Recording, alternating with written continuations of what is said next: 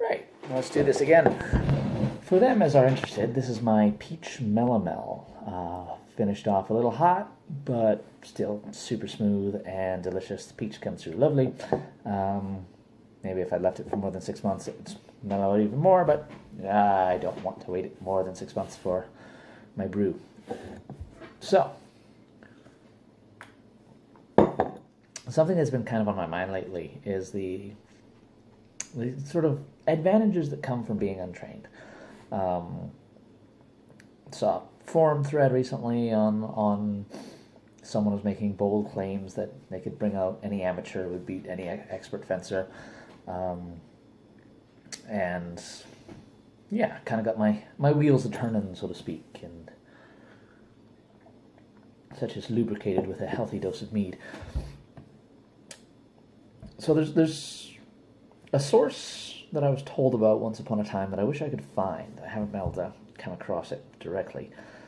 Talking about how in days of old, probably 17th century, fencing masters would not fight beginners, basically, or newbies, or possibly even their students. Again, wish I had the actual reference I could recite from.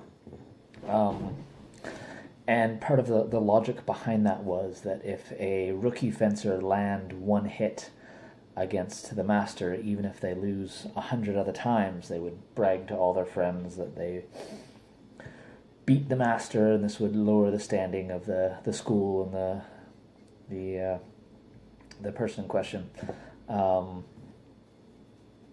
And yeah, I get that. And then the other thing I've heard, again, I don't actually have a source on it, but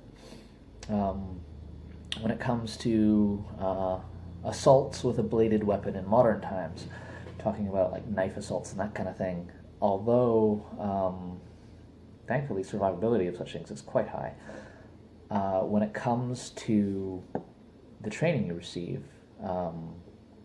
martial artists and people who have trained are more likely to receive debilitating, life-altering injuries.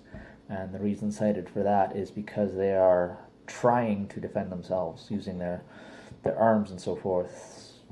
Limbs are delicate, and so lots of nasty tendons and stuff that can be cut while trying to defend yourself, which can lead to, for example, permanent loss of mobility.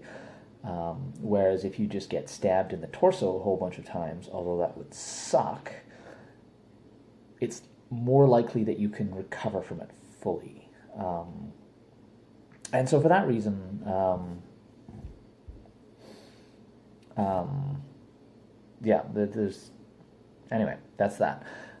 In terms of when it comes to fencing, when it comes to swordplay, it is really hard to defend against the total amateur, person who's never fought before.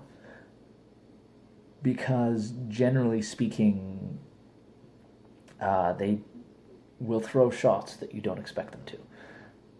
A great example of that is a perfectly sound tactic when fighting against someone experienced is to initiate the motion and provide a clear and present threat that can only be countered in a certain set number of ways, and then work around that. Whereas when fighting someone who doesn't have that level of experience, you provide a clear and present threat, and they will ignore it and seek to strike an open line.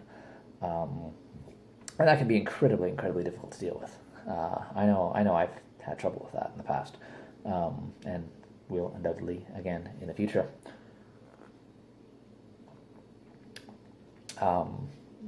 So it tends to be that a lot of times the amateur fencer can land hits against the supposed expert, and there's a couple of easy counters to that. When it comes to the first example of more likely to receive debilitating injuries, personally speaking, I'd rather have a chance. One of the things that's clearly not recorded is successful knife defenses, successful defenses and that kind of thing, or things that don't result in serious injury. So I don't have information on that, and I don't really think anyone does. Happy to be corrected if I'm wrong. Love that kind of statistic in a morbid sort of way. When it comes to dealing with sword fighting, which is my primary bag, there's two immediate counters to the argument that no training leads to hits.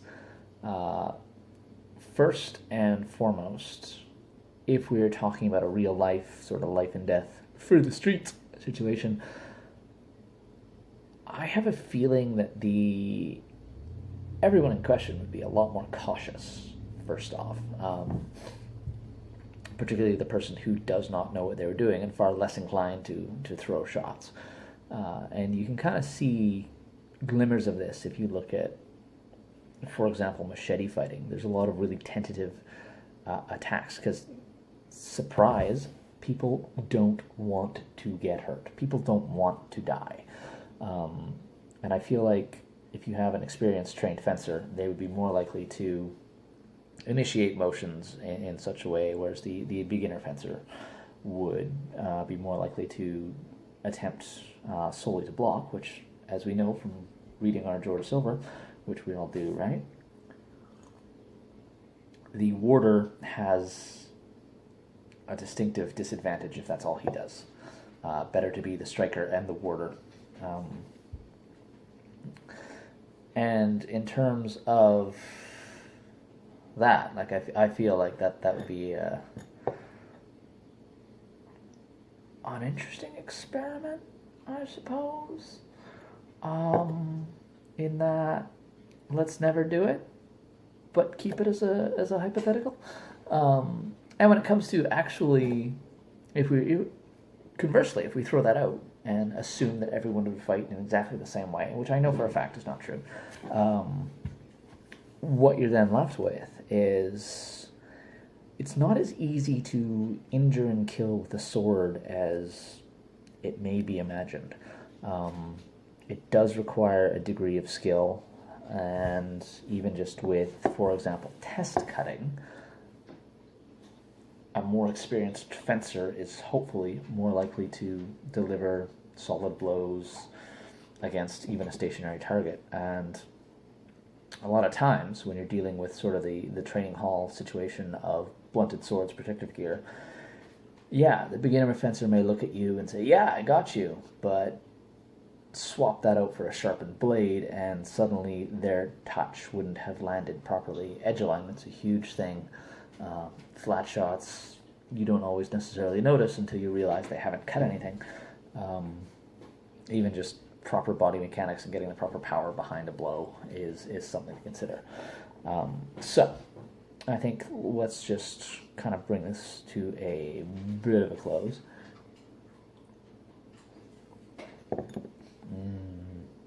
Mead.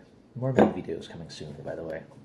I'm really enjoying making those, and they seem to be well received. Anyway, it is my feeling, fundamentally speaking, that training is better for a number of reasons. First off, I think in a real life situation, training will keep you safer, even if we can't necessarily see that right away in terms of a friendly bout.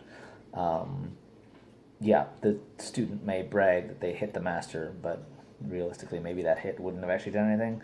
And even if it is, they would have died 50 or 60 times before that anyway. Secondly, so the shot wouldn't have necessarily done anything. Secondly, fighting is fun. Martial arts are fun. I don't train necessarily to be able to, win street fights kind of thing. I think that's a mostly unrealistic way of looking at it.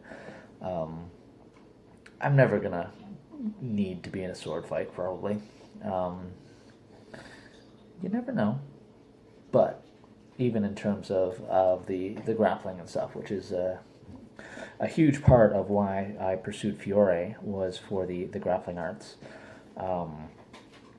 even in terms of that, the odds that I'll have a situation where I will need to use that kind of stuff for my own self-protection is very slim. I don't train because I'm expecting to be jumped in an alleyway. I train because it's fun to train, because it's fun to fight your friends. So when it comes to anyone who says that an amateur could beat me, okay. Say that if you want. I don't care. That's not why I'm doing this.